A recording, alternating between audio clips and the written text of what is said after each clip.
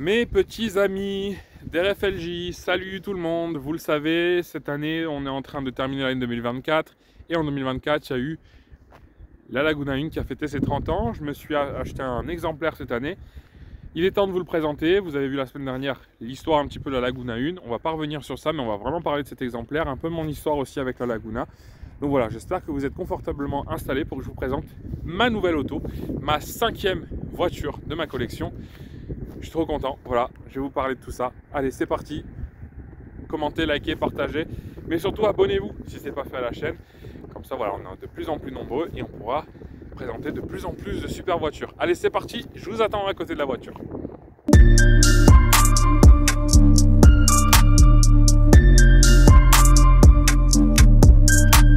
Et donc la voici, je vous présente ma Renault Laguna. Alors vous l'avez déjà vu la semaine dernière dans mes illustrations sur l'histoire du modèle. Mais là aujourd'hui, ça y est, c'est enfin la vidéo de présentation. Donc Renault Laguna 1, phase 1, la première Renault de ma collection. Puisque jusqu'à présent, j'ai acheté ma première voiture il y a 11 ans, vous le savez peut-être. C'était ma Citroën Xara, j'en avais parlé l'année dernière pour les 10 ans. Et donc j'avais que du Citroën. Et donc c'est la première fois que je passe le pas de changer de constructeur. Alors pourquoi une Renault Laguna? Pourquoi la 1 phase 1 précisément? Je vais vous expliquer tout ça dans cette vidéo. Je suis super content de faire cette vidéo. Ça fait un moment que j'avais envie de la faire. Et puis j'ai beaucoup de choses à vous dire sur cette voiture. Donc allez, asseyez-vous bien parce que là, on va en discuter. Alors tout commence, on va dire à peu près en 1994. La Renault Laguna fête sa première année de commercialisation. C'est la berline familiale de chez Renault, en dessous de la Safrane, au-dessus à l'époque de la R19, puisque la Mégane ne sortira qu'un an plus tard. Et mon père achète une Laguna 1, phase 1, vert anglais. Alors cette voiture, moi je suis né en 93, donc je ne l'ai pas connue. En tout cas, je l'ai connue, mais je m'en souviens pas. La seule chose que j'ai, c'est une photo de ma mère devant la voiture, devant leur ancienne maison, pour l'anecdote. Et on voit juste la partie avant de cette Laguna vert anglais.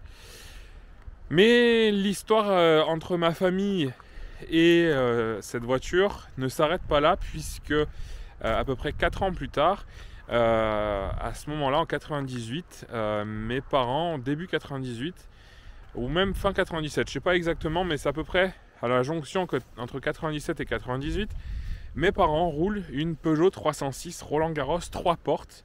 Vous le savez peut-être, parce que j'en ai déjà parlé de temps en temps dans les vidéos où je parle que j'aime bien cette voiture. Et je vous mets les photos, là il y a des belles photos sur cette voiture qui me reste, et une très belle 306 Roland Garros. Sauf que c'est une 3 portes, on est déjà 2 enfants dans la famille, et puis ma petite sœur va naître début 98, et donc mes parents ont besoin d'une voiture un peu plus grande. Mon père repart naturellement vers une voiture qu'il aime bien, une Laguna 1, et celle-là elle est très importante pour moi parce que c'est finalement grâce à celle-là qu'aujourd'hui je roule en Laguna.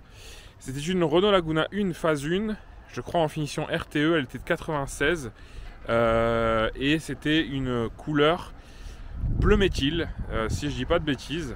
Et celle-là, on la gardera 5 ans, et donc de 98 à 2003, donc là c'est les meilleures années de mon enfance, les plus beaux souvenirs. Et je garde un souvenir impérissable de cette voiture. Par la suite, mon père achètera une phase 2 qui appartenait d'ailleurs à mon grand-père. Elle était rouge nacré, et c'était d'ailleurs une motorisation GPL. Mais aujourd'hui, celle qui nous intéresse, donc, c'est cette fameuse phase 1, dont il me reste des photos en arrière-plan, des photos souvenirs dont la qualité n'est pas très bonne. Donc, j'ai pas de souvenirs propres de cette voiture. Mais dans ma tête, vous inquiétez pas, c'est bien gravé. Et celle-là, celle qui se trouve juste devant moi, me rappelle tous ces souvenirs-là. C'est pour ça que c'était si important pour moi d'avoir une phase 1. Voilà, donc ça c'est pour la partie sur mon histoire personnelle. Et donc voilà, 25 ans plus tard, j'ai eu la forte envie, ça faisait déjà quelques mois, quelques années, que je me disais j'aimerais bien à nouveau avoir une Laguna 1. C'est une voiture qui commence à vieillir, qui commence à m'intéresser, et ça me rappelle beaucoup de souvenirs. Je voulais absolument une finition RT parce que du coup je pouvais avoir cette sellerie qui s'appelle Tango dans la couleur cendre. Il y avait 3 couleurs sur la sellerie Tango. Et donc moi j'ai la cendre. Et c'était exactement cette sellerie qu'il y avait dans la Laguna bleue de mes parents. Donc c'était très important pour moi d'avoir cette sellerie qui n'est disponible que sur phase 1. Et il y a plein de petits éléments qui sont disponibles uniquement sur phase 1 et non pas sur phase 2.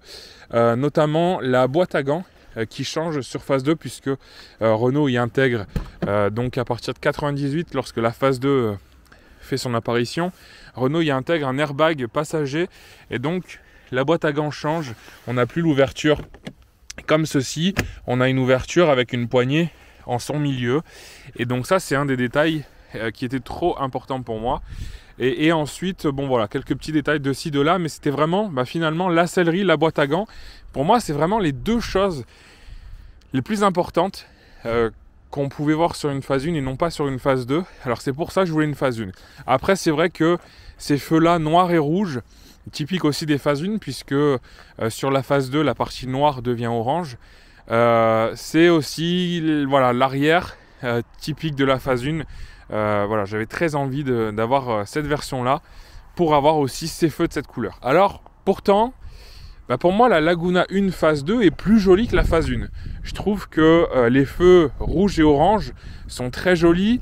Les phares à glace transparente et non plus donc un petit peu à l'ancienne, cette glace en verre avec tous ces petits traits là, je trouve que c'est plus joli sur la phase 2. Je crois d'ailleurs que le fond du phare est noir ou gris foncé. Voilà, je la trouve plus moderne, plus jolie dans sa présentation et je trouve même qu'aujourd'hui encore en 2024 c'est une voiture qui vieillit bien la phase 2. Donc la phase 2 je la trouve plus jolie que la phase 1, mais bon pour moi vraiment la phase 1 voilà, elle a tellement été marquante pour tous ces petits détails que je viens de vous énumérer que c'était important pour moi de passer sur une phase 1. Alors maintenant on va parler de cet exemplaire. Donc je vais vous faire voilà, on va dire la liste complète de ce qu'est cette voiture. Donc c'est une Renault Laguna 1 phase 1. Elle est de février 1995. Donc ça faisait un petit peu plus d'un an, 1 an et 1 mois que la Laguna 1 était commercialisée.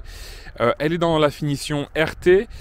Et c'est une vraie phase 1, puisqu'en 96, Renault apporte quelques petites améliorations très légères, mais des petites améliorations, des petits changements quand même sur sa Laguna, et quelques bricoles vont changer. Je sais notamment que les matériaux utilisés pour la planche de bord vont être légèrement différents, et le logo Laguna va changer dans sa typographie, et va se mettre un petit peu au goût du jour, à l'image de la Mégane, etc. Ça va un petit peu évoluer. Ça d'ailleurs c'était un logo Laguna quand j'étais petit, j'avais compris qu'il était différent de celui qu'on avait sur la note puisqu'elle était de 96, donc elle bénéficiait de cette mise à jour. Et j'aimais pas ce logo Laguna parce qu'il était trop carré, il était trop différent de celui qu'on avait sur la note qui était un peu plus rond, un peu plus joli à mon goût. Et c'est comme ça que j'arrivais à différencier. Je comprenais pas pourquoi en fait il y avait 2 logos Laguna. Bon maintenant je le sais, mais à l'époque je me dis ah putain c'est bizarre qu'ils aient fait 2 typographies différentes. Voilà, donc c'est encore une petite anecdote rigolote. Donc voilà, on va revenir sur celle-ci, donc une finition RT, donc c'est le milieu de gamme. Alors notamment, normalement, elle dispose d'enjoliveurs de roues nommés Malaga, qui étaient disponibles aussi, je crois, sur la Mégane 1. Et c'était des enjoliveurs en 14 pouces. Alors vous remarquerez certainement que ce ne sont pas ces enjoliveurs-là, puisque en fait, j'étais persuadé, je voulais remettre les enjoliveurs Malaga, puisque je vais vous mettre une photo au début, quand j'ai acheté cette voiture, donc en juin dernier, elle disposait de jantes aluminium, qui n'étaient pas des jantes alu Renault d'ailleurs, c'était des jantes alu que je trouvais de mauvais goût sur cette voiture. Alors bon, après il y a peut-être des gens qui aimeront, mais moi personnellement je trouvais que c'était moche sur cette voiture là. En plus c'était des pneus de mauvaise qualité dessus, donc j'ai voulu remettre de la jante tôle, passer donc en pneus 4 saisons. Donc c'est des Kleber Quadraxer, des pneus que j'ai sur la DS4 depuis maintenant 5 ans. Alors j'ai déjà fait un changement sur les pneus avant, mais c'est toujours le même modèle et je suis très satisfait de ces pneus là. C'est le petit conseil si jamais vous cherchez des pneus 4 saisons. Et donc voilà, donc je voulais la mettre en 15 pouces parce que j'étais persuadé que les enjoliveurs Malaga, je les avais vus en 15 pouces sur internet. Sauf qu'au moment de me les commander, une fois que j'avais mis des jantes tôles, eh bien les enjoliveurs Malaga en 14 pouces, j'en ai trouvé quelques-uns, mais en 15 pouces, introuvables. Et là je me dis tiens, C'est bizarre.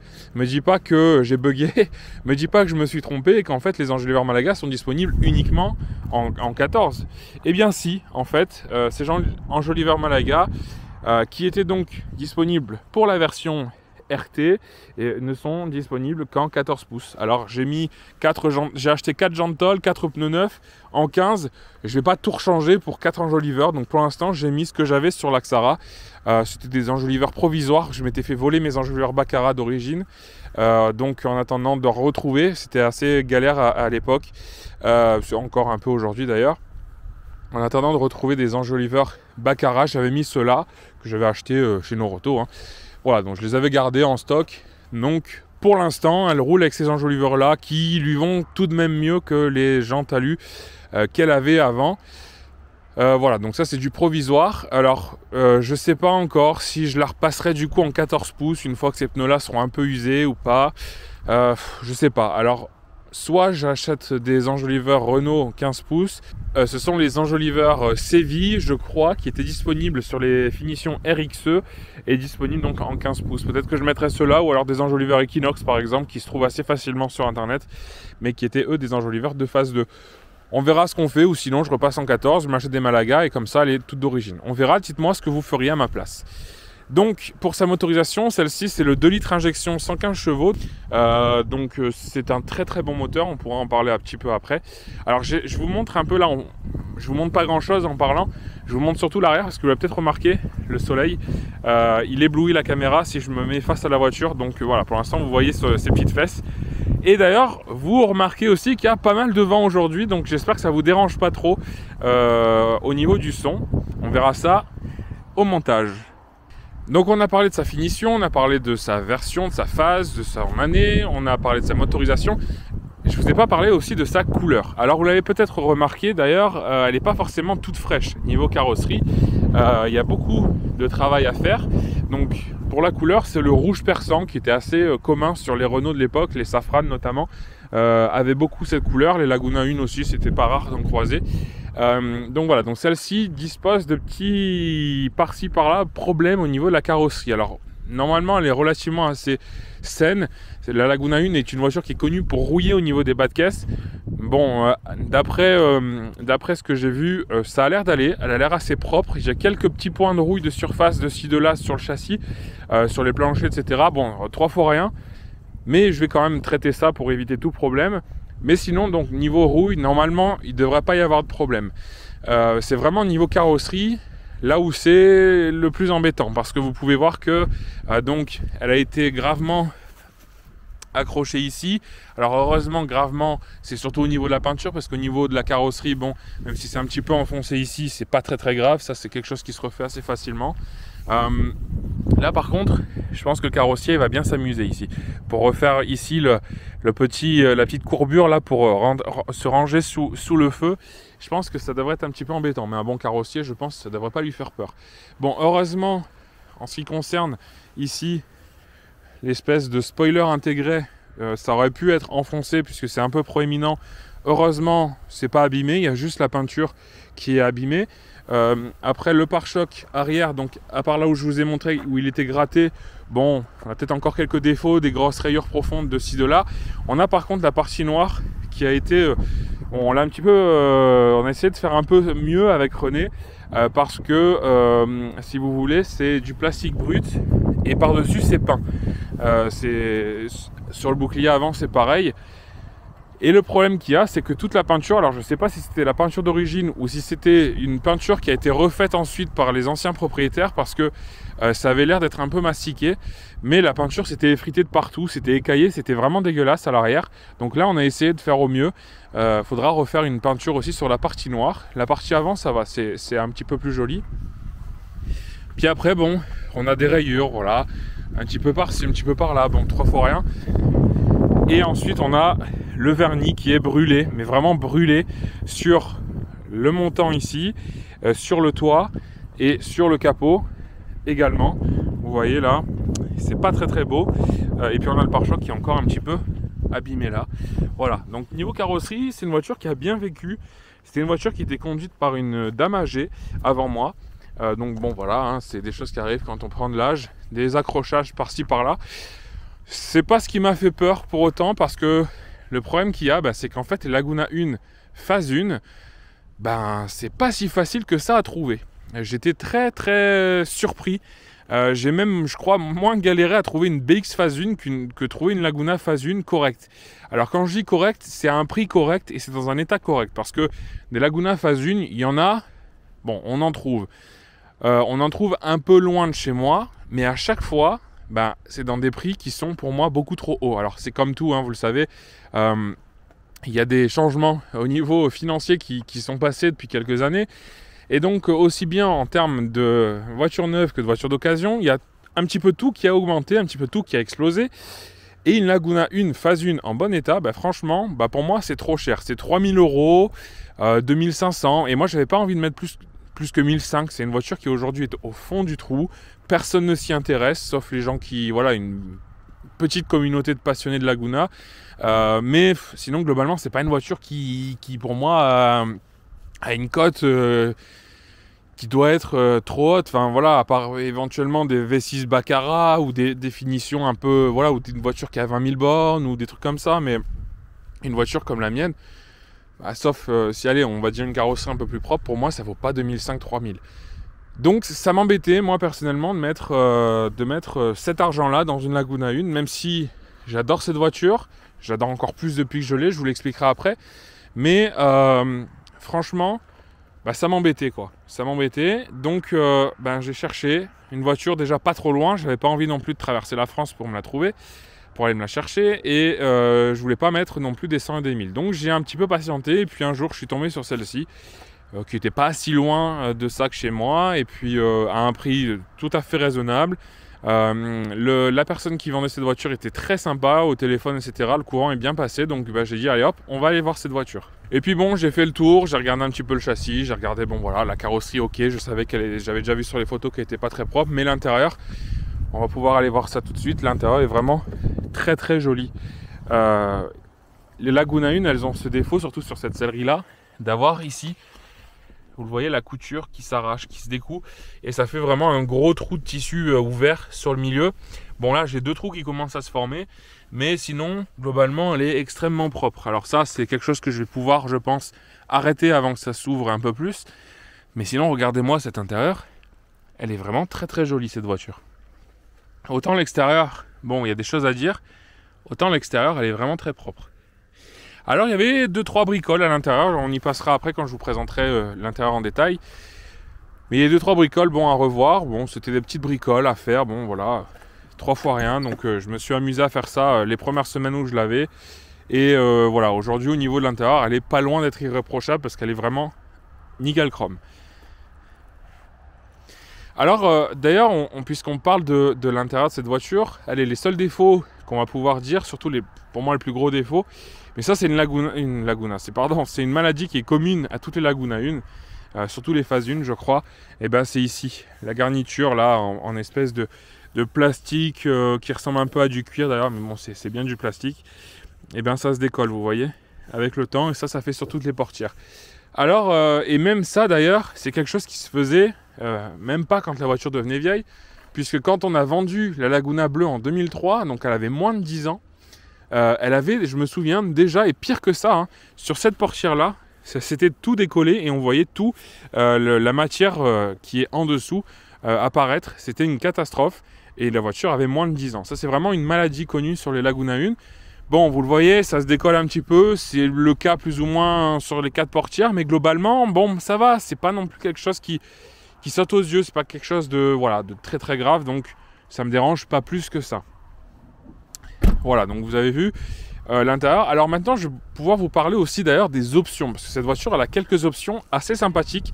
Elle coche pas toutes les options, mais elle en a quelques-unes. On va pouvoir faire l'énumération. En plus, ça tombe bien, puisque dans le coffre, je vais vous l'ouvrir, j'ai le catalogue de 94 avec donc les options disponibles sur cette voiture.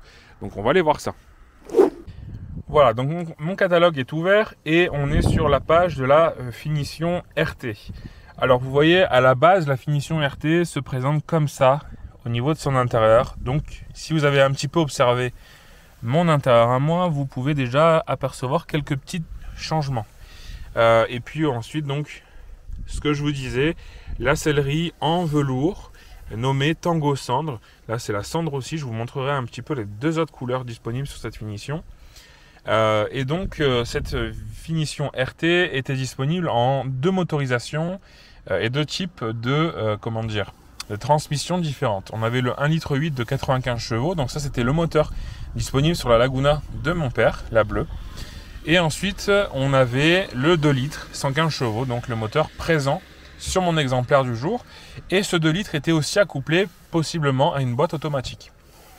Donc les équipements de la version présentée ci-contre viennent en complément de ceux de la version RN. Donc la version RN, bon, c'est vraiment l'entrée de gamme. On a tout ce qu'on a de classique sur une voiture de 95. Et donc sur cette finition RT, ce qu'on a en plus, donc je vais vous faire l'énumération complète. On a bouclier avant et arrière, ton carrosserie avec spoiler souple à l'avant. Alors spoiler souple à l'avant, je vous le ferai voir. Il est en dessous du pare-choc et donc ça c'est disponible à partir de la version RT. On a l'avertisseur sonore Biton, donc ça on en reviendra après. Contour, moteur électronique, jauge à huile temporisée, montre digitale, intégrée dans la visière centrale de la planche de bord. Ça c'est pareil, c'est quelque chose de différent. Voilà, donc c'est cette partie-là, alors je vise, voilà, c'est ici, c'est cette partie-là. Qui sur la version RN est complètement vide, c'est juste un petit bac de rangement, il n'y a pas d'horloge. Ensuite, condamnation centralisée à commande électrique des 4 portes et de la porte du coffre par télécommande intégrée à la clé de contact. Lève-vitre à commande électrique des portes avant avec commande à impulsion côté conducteur. Chauffage, ventilation à 4 vitesses, recyclage d'air à 2 vitesses et fermeture centralisée des aérateurs. Donc ça, c'est vraiment la base. Moi, l'option, vous le verrez, c'est différent. Ensuite, on a siège conducteur à réglage lombaire et en hauteur, spot de lecture orientable côté passager, banquette arrière rabattable, total ou partiel 1/3, 2/3, accoudoir central à l'arrière, volant réglable en profondeur, boîte de vitesse automatique à 4 rapports, donc ça c'est si on prend cette version-là, réglage des projecteurs par commande électrique en fonction de la charge du véhicule, pour seulement par contre la boîte auto, moi je ne l'ai pas sur la boîte manuelle. Et ensuite les options, c'est ce qui nous intéresse. Donc peinture métallisée ou nacrée, volant airbag, ça c'est une option que j'ai. Vitres et pare-brise teintés avec bandeau ombré par soleil. Alors je l'ai mais pas en tant qu'option seule, vous le verrez après. Système anti-blocage des roues ABS, donc ça c'était une option, je ne pense pas l'avoir, il faut que je vois. Pack climatisation, donc c'est ça c'est le plus gros on va dire avec le volant airbag. Le pack climatisation, donc moi je l'ai, donc c'est conditionnement d'air avec régulation électronique de la température, indicateur de température extérieure, store par soleil à enrouleur intégré à la tablette arrière, vitre teintée et pare-brise avec bandeau ombré par soleil. Donc ça, voilà, vous l'avez vu, c'est une option qui peut être seule, donc je vais vous le faire voir d'ailleurs. Le petit bandeau par soleil sur le pare-brise, donc vous voyez ici, je ne sais pas si ça rend bien, mais je pense que oui. En haut du pare-brise, on voit que c'est légèrement teinté, légèrement jaunâtre. D'ailleurs sur celle de mon père c'était bleu. Et donc ça c'est une option qui peut être seule, mais moi je l'ai via le pack climatisation. Tout comme d'ailleurs les stores. Le store arrière qui fait partie intégrante du pack climatisation. Et la clim, je vous en parlerai après et je vous ferai voir un petit peu son panel. Ensuite, autoradio, stéréophonique avec 4 haut-parleurs, lecteur de cassette, satellite de commande sous le volant et codage anti-vol. Alors ça, c'est une option par exemple que je n'ai pas. On y reviendra après aussi. Normalement, je n'ai pas l'autoradio. Ça a été rajouté ensuite, mais à l'époque, sur une berline familiale de milieu de gamme, donc c'est pas non plus quelque chose de bas hein, niveau positionnement, et on avait l'autoradio qui était en option. Ensuite système anti-démarrage, ça je crois que je l'ai, à voir. Pack système anti-démarrage plus alarme anti-intrusion avec sirène, ça je l'ai. On en reparlera après, cette option je l'ai. Et le pack hiver comprenant projecteur additionnel anti-brouillard, rétroviseur extérieur dégivrant et à commande électrique, ça je l'ai pas. Et radio téléphone numérique avec pack d'installation main libre. Ça c'est pareil, je n'ai pas cette option. Vous avez vu, on pouvait avoir un téléphone sur une Laguna milieu de gamme. Voilà, donc ça c'est le côté des options. Donc vous voyez, hein, donc au niveau options, moi j'ai quand même des choses assez sympathiques. Le pack climatisation, le volant airbag et l'alarme. Pour moi c'est les 3 options principales de cette voiture. Alors puisqu'on est dans le coffre, on va pouvoir en parler. Vous pouvez voir que c'est un coffre quand même d'une capacité assez importante. C'était un des points forts de cette voiture. Donc il est de 452 litres au niveau de sa contenance. Donc là franchement, autant vous dire qu'il y a franchement beaucoup de place. On peut mettre pas mal d'affaires. Et puis dans ce coffre, ce qu'il y a de sympa, c'est que bon, on a un petit enfoncement ici où on peut mettre des choses. Et puis on a ici des petits rangements. C'est un petit peu détendu avec le temps, mais on a un élastique et ici on a encore un rangement où on peut mettre facilement un bidon, je pense, bidon d'huile, etc. Et puis ensuite, il y a un deuxième fond, donc la petite ficelle on la tire. Et puis ici on a donc des petites explications sur l'équipement avec donc une vraie roue de secours. Aujourd'hui en 2024 c'est assez rare pour le souligner, donc une vraie roue de secours qui est donc rangée ici avec ici donc la petite clé qui va bien, il y a un élastique pour soutenir cette roue et puis donc le cric, etc. Qui sont donc rangés en dessous. Et vous voyez que le fond de coffre, si on le soulève, on a encore une partie ici qui ne bouge pas, donc c'est toujours pratique si on n'a pas beaucoup de choses dans le coffre et qu'on a besoin d'accéder à la roue de secours. Bon bah voilà, on n'est pas obligé de tout sortir ou de forcer sur la moquette pour l'ouvrir. Donc ça c'est pour la partie coffre qui est donc ultra intéressante. Voilà. Sur le haillon, j'ai rajouté des petites choses déjà qui n'étaient plus disponibles sur cette voiture. Donc l'autocollant Renault a choisi Elf. Alors malheureusement je l'ai collé un poil trop bas. Normalement il doit se monter un peu plus. Après coup, une fois que je l'avais collé, j'ai vu des photos et je me suis rendu compte que j'aurais dû le mettre un peu plus haut. Bon, c'est pas très grave, l'autocollant est quand même ici. C'est celui qui était donc disponible sur les Laguna 1. Voilà, c'est ce modèle. Donc ça manquait. Pour moi, c'est des petits détails que j'aime beaucoup. Donc ça, je l'ai rajouté. Ensuite, ça, c'est pas d'origine à la voiture, je pense. Mais on a un vieil autocollant avec écrit électronique. J'ai l'impression Nice. Puisque cette voiture, je l'ai achetée à Grasse dans le 06. Et on le verra après aussi. J'ai beaucoup de choses décidément à vous montrer à l'intérieur. Je crois qu'au début de sa vie, elle a certainement été vendue en Italie ou peut-être du coup à la frontière franco-italienne. Et ensuite, elle a fait visiblement la première partie de sa vie à Nice. Elle a roulé jusque, je crois, 2001 avec son premier propriétaire qui lui a mis quand même pas mal de bornes, je crois 110 ou 115 000, quelque chose comme ça. Ensuite, elle est venue dans le 04, donc mon département de résidence. Elle est venue donc chez des personnes qui l'ont gardée apparemment de 2001 jusqu'à je crois 2016 si je dis pas de bêtises. Et là ils l'ont vraiment très peu roulé puisque je crois qu'elle faisait 2000 km par an, quelque chose comme ça. Et ensuite donc la personne à qui je l'ai acheté, donc cette voiture est repartie dans les Alpes-Maritimes à Grasse, et donc là cette personne âgée, cette dame qui avait eu cette voiture mais qui l'a aussi très peu roulé et qui ne pouvait plus conduire, donc elle a décidé de mettre en vente cette voiture et j'en ai fait l'acquisition pour la remettre dans le 04. Donc toute sa vie elle a fait des allers-retours 06-04, donc c'est assez rigolo. Et donc voilà, aujourd'hui elle est entre mes mains. Elle a, on va le voir après, un peu plus de 170 000 km, je crois que ça doit être 172 ou 173, on va voir ça après. Alors pour ce qui concerne là la partie passager, on passera au moteur après, vu que la portière est ouverte, tant qu'à faire, on va passer directement ici. Donc la partie passager, donc avec cette sellerie, vous l'avez déjà vu, velours, tango cendre, et on a la boîte à gants ici, donc comme je vous l'ai montré, donc avec une contenance assez limitée quand même, assez restreinte. Mais bon, on peut y ranger quelques cassettes, puisque du coup, même si cette voiture d'origine n'a pas de poste autoradio, j'ai rajouté le mien.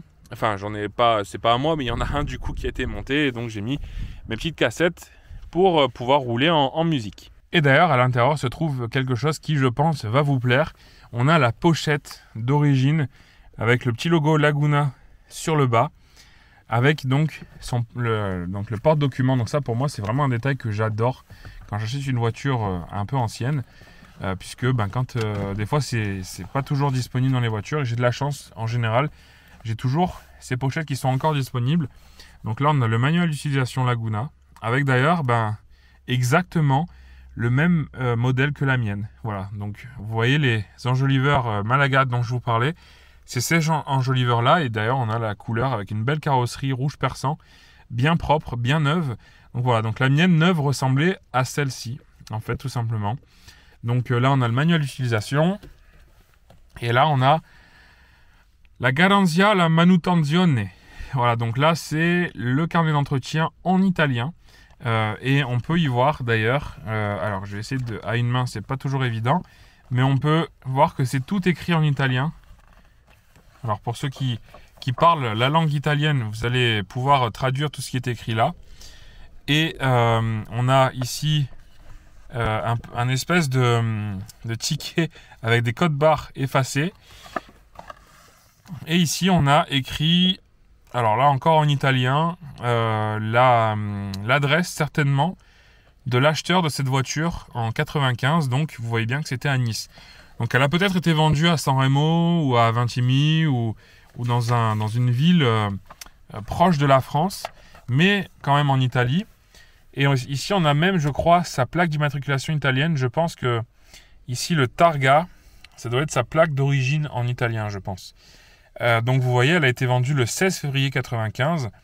Voilà, donc on a tous les petites données, les renseignements de cette voiture, certainement pour les choses italiennes. Je ne sais pas ce que veut dire par exemple numéro de telaio ou bon, typo ministeriale, je pense que c'est type ministériel, donc c'est peut-être le numéro de châssis, je ne sais pas. Numéro fabbricazione, donc ça c'est facile. Mais voilà, on a donc ces petites données qui sont très intéressantes. Et puis je crois que si on va un peu plus loin, on peut avoir un petit peu des données de ces premiers entretiens. Par contre, là, on voit que ça a été entretenu dans des garages en France. Donc voilà, je pense que c'est une voiture qui a été vendue en italien à quelqu'un de français. Et donc cette voiture est vite repartie dans son pays d'origine, je l'imagine. Et puis ici, on a le réseau Renault d'époque. Donc voilà, donc tout ça, c'est à l'intérieur de cette voiture. Et puis ici, on a le passeport autoradio Blaupunkt. Alors, c'est pas l'autoradio de cette voiture, puisque c'est un autoradio d'une autre marque, je crois. À moins que, il n'y a rien d'écrit dessus. Mais voilà, donc l'autoradio ici qui n'est donc pas d'origine, mais qui est très bien intégré à cette voiture, parce que de nuit, tout est rétroéclairé en orange, et cette autoradio aussi est en orange, donc ça fait vraiment uniforme, c'est très très sympa. Avec ce petit rangement, bon, on commence déjà la présentation intérieure, hein, du coup, avec ce petit rangement ici, en dessous de l'autoradio, et puis j'aime bien ce petit volet typique des Renault de ces années-là, puisque la R21 l'avait également. Et je crois d'ailleurs que la Safran aussi c'était le cas. Donc voilà, à l'époque où on pouvait se faire facilement voler des autoradios, Renault les cachait. Bon, ce n'est pas les seuls, hein, parce que sur les BX Phase 2, on a aussi un couvercle comme ça. Mais voilà, ça c'est quelque chose qui a marqué mon enfance, du coup, sur la Laguna de mon père. Voilà, ça c'est quelque chose de typique que j'aime beaucoup sur les Laguna 1. Donc voilà pour ces petits documents. Voilà, en ce qui concerne les intérieurs de porte, bon, je les trouve très réussis. Je trouve franchement que d'une manière générale, le design de la Laguna, aussi bien intérieur qu'extérieur, je trouve que c'est quand même une voiture qui était très bien designée, qui était très jolie. Donc j'aime bien ce côté gris avec donc ce retour au milieu en noir qui me fait penser d'ailleurs au design des 407 chez Peugeot, bon, 10 ans plus tard. Mais ça reprenait globalement un petit peu cet esprit de faire deux côtés séparés par vraiment toute cette console centrale d'une couleur différente. Voilà, donc ça c'est quelque chose que j'aime bien. Et puis ce que j'aime bien aussi, c'est donc l'intérieur de porte qui est comme ça, vous l'avez vu, donc tout en plastique. Là c'est du plastique dur, ici on a du plastique dur mais qui a une texture un petit peu moussée. Et ici voilà, c'est à peu près la même chose. Et puis on a donc cet aérateur qui reste dans la portière, qui n'est pas posé sur la planche de bord et qui donne une sensation d'espace beaucoup plus large. On a retrouvé ça aussi chez DS, sur le DS3 Crossback, ça avait fait beaucoup parler cet élément de design lorsque le DS3 est sorti en 2018, je crois. Mais il n'est pas pionnier, hein, ils n'ont rien inventé chez DS pour le coup, j'adore cette marque, mais pour le coup c'était déjà disponible chez Renault, avec donc ici la jonction de l'air qui sort par là, qui rentre par là quand la portière est fermée. Là c'est plaqué, voilà, c'est assez logique. Bon, je sais que ça s'est retrouvé aussi chez d'autres constructeurs, aussi bien avant, peut-être même la Laguna, mais voilà, c'est quelque chose que j'aime bien, qui n'est pas forcément ultra répandu, et pourtant je trouve niveau design, stylistique, etc., est très bien pensé. Et puis ici, on peut verrouiller ou fermer l'arrivée d'air. Donc ça reste fixe au tableau de bord, enfin la planche de bord. Donc ça, c'est des petits détails que j'aime bien. Bon, on repassera à tout ça après. Je vais aller vous faire voir le moteur maintenant. Voilà, donc voici un moteur F, puisque c'est un moteur F de la famille du moteur qui est équipé la Renault 21 de René. Donc le 2 litres injection, 115 chevaux, très bon moteur. Franchement, c'est un moteur qui est bien réputé au niveau de sa solidité, etc. Et donc c'est un moteur que j'aime beaucoup à la conduite, qui est très souple, alors pas trop à froid. Il est assez rugueux, mais une fois que le moteur est un peu chaud, franchement, c'est un moteur qui est très agréable. Pour une voiture d'à peu près 1,3 tonne, si je dis pas de bêtises, c'est un moteur qui suffit amplement, franchement. Alors c'est pas une voiture de course bien sûr, mais pour l'utilisation de tous les jours, c'est un très bon moteur, très agréable. Il y a un bon répondant, donc je suis assez content de ce moteur. Je suis même content d'avoir trouvé ce 115 plutôt que le 90 qui paraît-il est assez fiable également, mais qui est un peu plus léger pour cette voiture, un peu trop juste. Là franchement on a un bon moteur. En plus de ça, vous voyez que la B-moteur, enfin le compartiment moteur est assez large, bien qu'on ait quand même un moteur de 2 litres qui prend pas mal de place. On arrive quand même à bien mettre les mains, à distinguer un petit peu tous les éléments, notamment au niveau de l'entretien régulier. Voilà, les bougies sont juste à votre portée ici, vous avez juste à soulever le petit capuchon. Le filtre à huile est caché là, donc rien de compliqué. L'alternateur juste là, rien de compliqué. Tous les niveaux sont facilement accessibles, même pour changer une ampoule, hein, c'est franchement pas trop caché, hein, même derrière la batterie, on peut passer les mains même si on a une grosse main comme moi. Donc voilà, c'est vraiment une voiture qui est bien pensée. On voit ici qu'on a la clim également, donc ça vous le savez, on en a déjà parlé. Donc voilà, donc ça c'est le 2 litres, 115 chevaux, essence. Et j'ai aussi ajouté ce petit autocollant Elf qui avait disparu sur mon bouchon et que je trouve aussi, j'aime bien avoir ce genre de détails, tout comme par exemple cet autocollant là ou ceux-là, voilà, je vise un peu mieux, voilà, ceux qui sont ici aussi, c'est des choses que j'aime bien retrouver dans une voiture. Donc voilà, donc j'ai remis cet autocollant Elf reproduction que j'ai trouvé sur un très bon site internet qui s'appelle Reprovignette, et c'est sur ce site là que j'achète tous mes stickers d'époque. Il y a franchement un large choix et pas seulement pour du Renault ou du Citroën, c'est vraiment très très chouette. Je suis pas sponsorisé par eux, mais quand il y a quelque chose, un bon site ou des gens qui font du bon travail, il faut le souligner. Allez, donc maintenant le soleil commence à se cacher, donc on va pouvoir parler un petit peu de la face avant. Une face avant dessinée par Thierry Métroz, le designer actuel de chez DS Automobile. Une face avant que j'adore, je la trouve très très réussie, très jolie, avec un regard agressif mais doux à la fois. C'est vraiment une voiture au niveau de son design. Bon, vous l'avez assez vu en début de vidéo, on a fait le tour, vous avez pu bien la regarder, mais je trouve que c'est une voiture qui quand même est extrêmement réussie. Je la trouve vraiment très belle cette voiture, bien que la mienne soit un petit peu abîmée, ça reste quand même une belle auto. Donc d'ailleurs, en parlant de design, il y a quelque chose que j'aime beaucoup, dont j'avais envie de vous parler, et ça mon père, je sais que c'est quelque chose, un argument qui avait eu un petit peu de poids dans son amour pour les Laguna 1. C'est ce dessin là du capot qui d'ailleurs me rappelle un petit peu les Renault 16, cette façon de plonger là comme ça au milieu du capot, ça me rappelle un peu les calandres de Renault 16. Voilà, c'est quelque chose que j'avais remarqué il n'y a pas longtemps avec des photos, parce que je crois qu'ils ont comparé une nouvelle Renault avec la Renault 16 et ils parlaient de cette espèce là je sais pas comment on peut appeler ça d'ailleurs, mais bon, c'est très joli, peu importe. Et j'avais dit, ouais, sur la Laguna 1, c'était déjà disponible.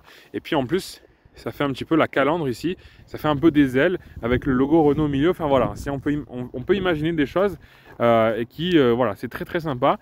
J'aime beaucoup le pare-choc et je crois même que je préfère le pare-choc avant de la phase 1 que de la phase 2 pour le coup. Je le trouve très sympa avec ici, donc pareil, hein, à côté de la calandre. On a cette espèce de pièce là que je trouve très jolie. Voilà, et puis le spoiler en plastique, c'est ça, qui n'est pas disponible sur les versions RN, mais qui est disponible du coup sur la version RT. Par contre, vous voyez que j'ai des caches parce que je n'ai pas les feux de brouillard à l'avant. Donc d'ailleurs, pour ces mensurations à cette auto, donc je crois qu'elle fait 1,3 tonne et elle fait 4,51 m. Donc une voiture qui commence à avoir une taille assez imposante quand on compare par exemple avec la BX qui faisait seulement 4,23 m. C'est une voiture voilà, qui vraiment a une taille voilà, un peu plus imposante. Et ça se ressent d'ailleurs, je suis désolé pour le vent les copains, ça se ressent d'ailleurs quand je veux faire un créneau par exemple en ville ou quoi, là je me rends compte que franchement c'est pas une petite voiture non plus. Bon, le soleil commence à tomber, je commence un peu à me l'épeler, donc on va vite passer à l'intérieur. De toute façon l'extérieur on a dit pas mal de choses. Ah oui, les petites améliorations que j'ai fait aussi, j'ai renoirci toutes les coques de rétroviseur, les baguettes latérales qui elles ne sont pas peintes, par contre elles sont en noir en plastique brut, et j'ai ajouté une pastille verte et une vignette 95. Voilà, donc ça, bon, alors je sais que vu qu'elle a été achetée en 95, elle aurait dû avoir normalement apparemment une vignette 96, mais moi mes vignettes je les mets aux années de fabrication des voitures. Voilà, c'est mes envies, voilà, c'est pas discutable. Bon bref, du coup on va pouvoir passer un petit peu à l'arrière. Donc là par contre on n'a pas de vitres électriques, on est vraiment sur des vitres manuelles, mais vous pouvez voir l'espace très sympa, avec ici donc un accoudoir central, quelque chose qui nous plaisait beaucoup avec ma petite sœur, qu'on avait perdu sur la phase 2. Donc voilà, cet accoudoir. Des petites bricoles aussi qui m'ont marqué, hein. Moi, mon enfance, en fait, si vous voulez, je l'ai passé à cette place-là. Puis après, quand j'ai un peu grandi, voilà, je suis passé à cette place-là, parce que ma mère est plus petite que mon père, donc du coup, bon voilà, j'ai un peu plus de place aux gens. Mais c'est vrai que, bon voilà, cette partie-là de Laguna, je la connais très très bien, je peux vous le dire. Et ce qui m'a marqué, c'était ces petits capuchons en caoutchouc, là, un peu, à une texture un petit peu particulière que j'aime bien.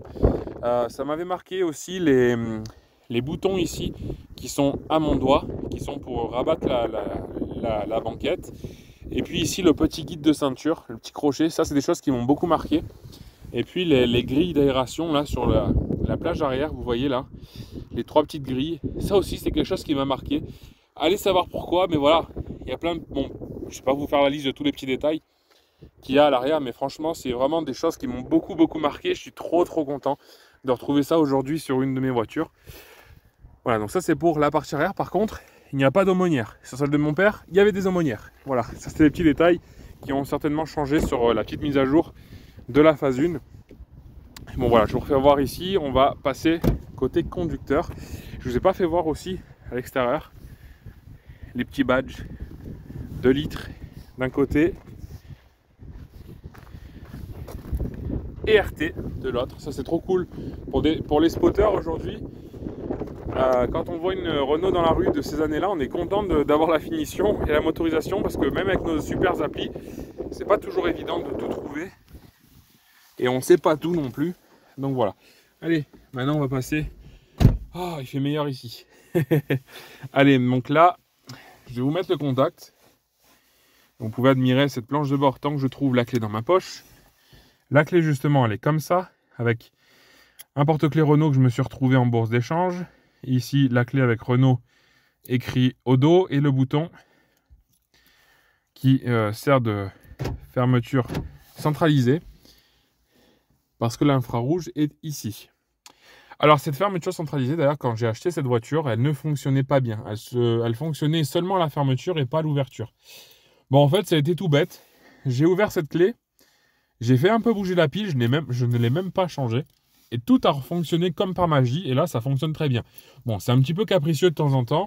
Je sais que les fermetures centralisées, encore une fois, pour avoir vécu des mauvaises expériences dans mon enfance, je sais que c'est un peu capricieux sur les Laguna 1. Mais bon, globalement, elles fonctionnent assez bien quand il fait froid. Les portières avant, les petits taquets que vous trouvez là, voilà, ici, petit taquet noir là, c'est un petit peu capricieux. Ça remonte pas, c'est un peu grippé quand la voiture a un peu froid. Voilà, donc ça le fait pas toujours, mais des fois ça le fait. Bon, c'est pas très grave. C'est des petits détails. Ensuite, donc je vais vous mettre le contact. Allez hop, on va mettre ça. Vous allez voir un petit peu. Bon, c'est pas une cinématique de voiture de 2024, hein, c'est très simple. Mais on a quand même ici, vous voyez, en orange, la petite jauge à huile qui reste allumée assez longtemps d'ailleurs. Ça, c'est très sympa. Et qui ensuite redescend, puisque c'est normalement ici le manomètre de température de liquide de refroidissement. Donc, on a un compteur large, très clair. Voilà, tout est facilement lisible. On a tous les voyants qui sont répartis tout autour de ce cadran. Et donc, vous pouvez voir que cette voiture totalise 174 343 km. Voilà. Et voilà, j'en suis très content. Franchement. Ensuite, on a un petit rangement ici.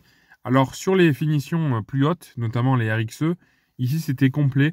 On avait des boutons parce qu'il y a la synthèse vocale, comme sur les R25, comme sur les Safran, qui était disponible sur les finitions les plus hautes de Laguna 1, donc RXE et Baccara. Et donc ici, c'est plein et on a des boutons qui sont à la place, donc avec voilà, cette fameuse synthèse vocale. Alors, c'est vrai que j'aimerais bien, pourquoi pas, avoir un jour une RXE ou encore mieux une Baccara. Ce serait franchement cool. Voilà, mais bon, pour l'instant, je me contente de ma petite RT. Le volant airbag, vous le voyez ici, donc on a, c'était une première, je crois, c'est la première voiture française qui dispose de l'avertisseur sonore sur le volant. Jusqu'à présent, c'était toujours sur les Komodo. Sur Maxara, d'ailleurs, de 2000, c'est encore sur le Komodo. Et là, celle-là, c'est la première française, du coup, qui disposait du klaxon de chaque côté. Mais aussi sur le Komodo, parce que vous avez vu, donc il y a les deux côtés, et il y a ici aussi. Donc voilà, ça c'est selon vos habitudes de conduite, bah, c'est très sympa d'avoir ça. Alors moi, c'est vrai que j'aurais pensé plutôt utiliser le Komodo, parce que j'ai l'habitude de ça sur la Xara, j'ai l'habitude de ça sur la Diane, j'ai l'habitude de ça sur les cars aussi.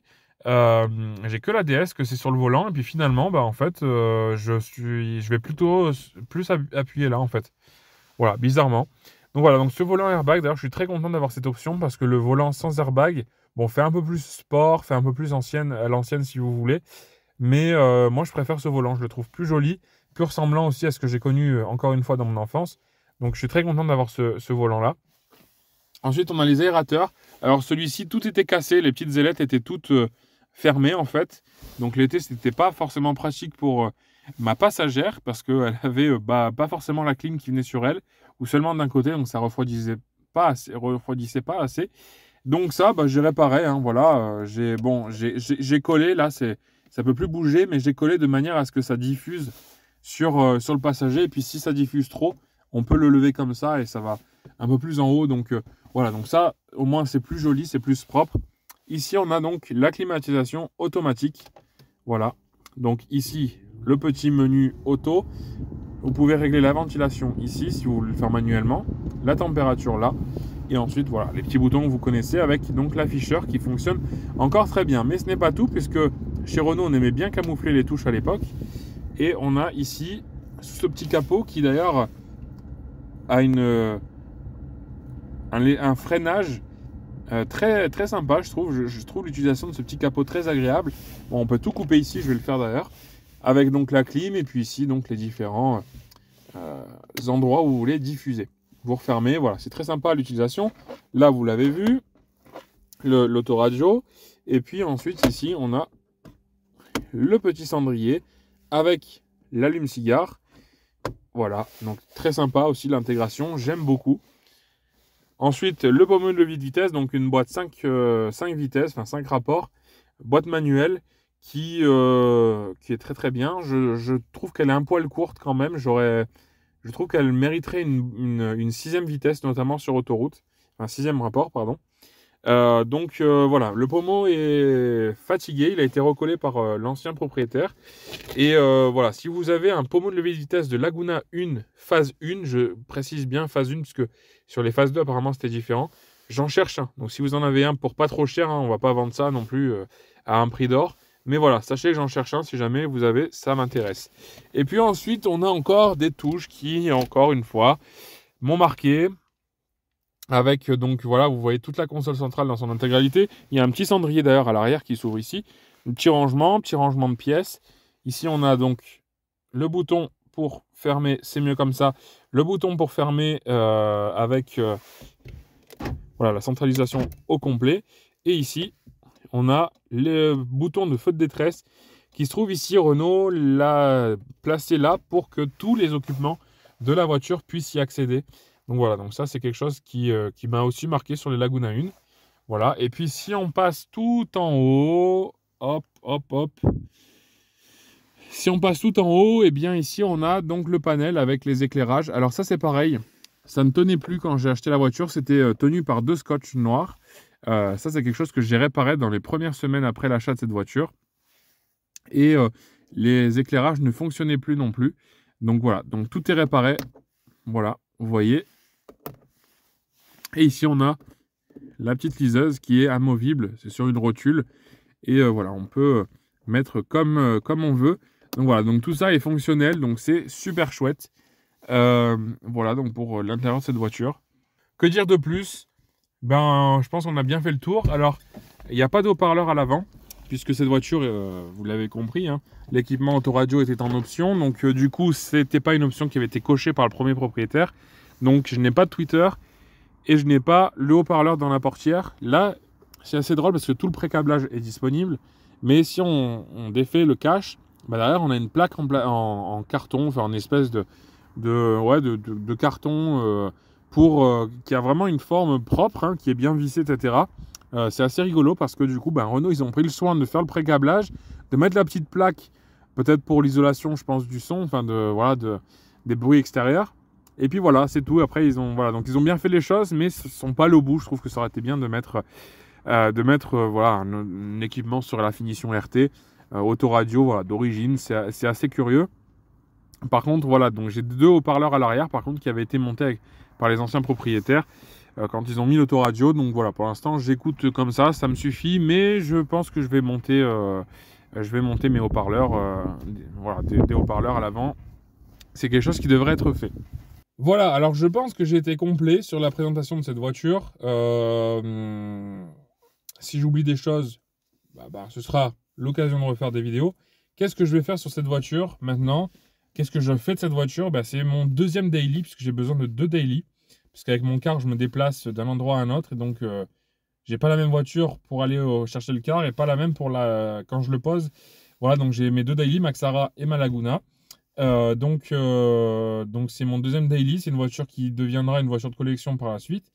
L'année prochaine, elle va fêter ses 30 ans. Enfin, dans le mois prochain, même dans 2 mois plus précisément. Elle va fêter ses 30 ans, donc je pense qu'elle passera en collection. Ce sera une voiture que je vais garder très précieusement parce que j'adore cette voiture. D'ailleurs, si ça vous intéresse, j'ai une GoPro depuis quelques temps et je vais faire des vidéos POV. Donc, je vais mettre la vidéo sur mon front et on va pouvoir faire des essais de voiture. Donc, vous allez essayer la voiture avec moi en conditions réelles. Donc, cette voiture-là, je vous parlerai de son comportement routier, etc. plus en détail quand je ferai cette vidéo-là. Donc, c'est pour ça, restez connectés si ça vous intéresse. Je ne sais pas encore quand est-ce que je ferai ça, mais courant 2025, c'est une certitude. Et voilà, au niveau de la conduite, au niveau de ce qu'elle dégage, ce qu'elle représente pour moi, c'est une voiture que j'en raffole. Ma BX est ma voiture favorite, mais la Laguna, c'est franchement ma deuxième voiture, enfin, c'est la numéro 2. C'est mes 2 chouchoutes, on va dire, en termes de modèle, ce qui représente, ce qui dégage, etc. Allez savoir pourquoi. Mais voilà, c'est vraiment 2 voitures que j'adore. Au niveau de la conduite, c'est une voiture qui est franchement exceptionnelle pour une... Enfin, exceptionnelle. Il y a mieux forcément, mais moi franchement, elle m'a bluffé le jour où je l'ai achetée. Elle m'a bluffé. Elle a une tenue de route, un train avant. C'est incroyable. Franchement, pour une voiture de ce gabarit-là, qui a vocation familiale, je m'attendais à quelque chose d'un un peu pâteau, un peu veau, un peu bateau. Voilà, je m'attendais vraiment à ça. Et c'est une voiture qui est franchement, voilà, qui allie confort et plaisir de conduite, réellement. Quand je suis allé à Epoch Auto le mois dernier avec, je suis rentré par la route entre, quasiment on va dire la route Napoléon, même si c'est pas exactement celle-là, mais ça y ressemble.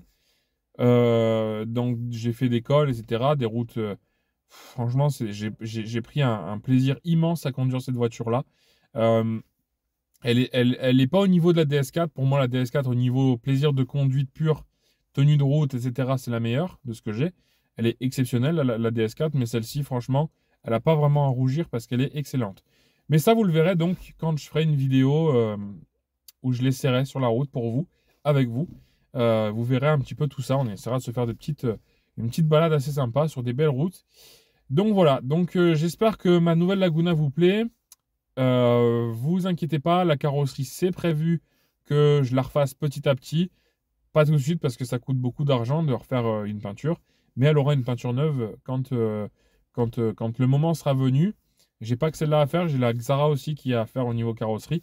Donc voilà, donc c'est une voiture que je compte garder. C'est une voiture que je compte refaire impeccable. Ce sera une belle voiture de collection, même si elle aura jamais peut-être une cote trop énorme. Mais c'est une voiture que je vais garder précieusement. Donc voilà les copains. Dites-moi ce que vous pensez de la Laguna en général, de la Laguna sur cet exemplaire. Je suis j'aime bien lire vos commentaires, surtout enfin, tant que ça reste bienveillant et on est là pour l'échange, on n'est pas là pour se taper dessus, hein, les gars, on est passionnés. Donc voilà, donc on aime les voitures, chacun on a nos goûts. Et puis si vous trouvez que c'est bizarre d'acheter une Laguna 1 et de l'adorer et de faire une voiture de collection, bah, dites-le moi aussi, on peut en débattre. Chacun voit midi à sa porte, comme on dit. Voilà les copains, je vais vous laisser ici. Merci d'avoir regardé cette vidéo. C'était 2 vidéos du coup sur la Laguna 1 pour fêter les 30 ans de la Laguna. L'année prochaine, il y a le 70 ans de la DS, il y a les 40 ans de l'Express, il y a les 30 ans de la Mégane 1. Donc si vous avez ces voitures-là dans vos collections et que vous avez envie de venir les présenter pour qu'on puisse fêter les anniversaires de ces voitures-là, vous n'hésitez surtout pas, le lien est dans la description, enfin pas le lien, mais le mail est dans la description. Donc vous m'envoyez un mail, une photo, une description rapide de votre voiture et on essaiera de se trouver un petit moment pour présenter tout ça. Donc voilà les copains, merci d'avoir suivi cette année 2024 qui se terminera la semaine prochaine avec le traditionnel traditionnel épisode où je vais vous montrer un petit peu toutes les miniatures que j'ai achetées courant 2024. Encore un bon anniversaire aux tractions Espace, CX, Laguna et j'en passe, C15. Il y a eu beaucoup d'anniversaires cette année, la Super 5. Voilà, donc on n'a pas pu faire tout le monde. 806 Évasion d'ailleurs aussi, tiens, voilà. On n'a pas pu faire les anniversaires de tout le monde parce que c'est un concept qu'on met en place qui est assez nouveau, donc on n'a pas eu le temps de trouver toutes les voitures qu'il faut. C'est pas toujours facile. Bon bref, j'arrête mon blabla. Merci à tous. Bon anniversaire, bon 30e anniversaire à la Laguna. Gros bisous tout le monde. À bientôt. Abonnez-vous, partagez, likez, commentez. Ciao! Allez, et puis pour la route, je ne résiste pas à mettre, allez, vous montrer un petit peu les 2 voitures qui ont marqué mon enfance le plus. Il y en a beaucoup des voitures qui m'ont marqué pendant mon enfance, mais celle-là, voilà, c'est vraiment les 2. Voilà, donc Laguna 1, BX. Bon, même si c'était une phase 2 qui m'avait marqué, mais voilà. Donc c'est vraiment les 2 modèles que j'avais envie de réunir, qui sont un petit peu le spectre de mon enfance. Donc voilà, vous avez compris. Je suis très attaché à mon histoire, même si, bon voilà, en toute humilité, hein, bien sûr. Mais voilà, c'était des petits souvenirs comme ça. Je crois qu'on est tous un peu attachés aux voitures qu'on a connues étant plus jeunes. Voilà, donc les 2, je les ai réunis. Je suis trop content. Voilà, je les aime de trop. Voilà. Allez les copains.